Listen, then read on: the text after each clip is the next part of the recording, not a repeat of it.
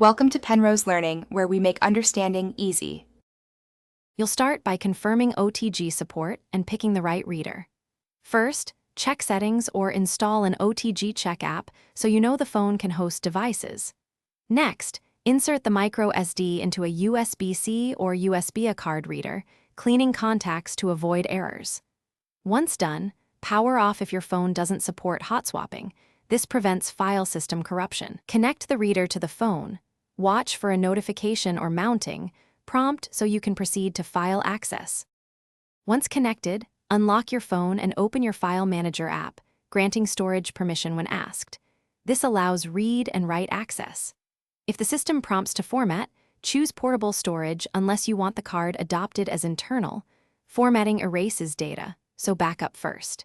Use copy or move actions to organize files into folders and prefer streaming large media instead of copying when storage is low. Make sure you preserve directory structure for apps that rely on specific paths.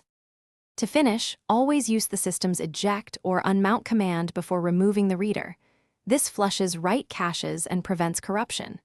If the card isn't recognized, try a different reader or cable, reinsert the micro SD, and test in another device to isolate the fault.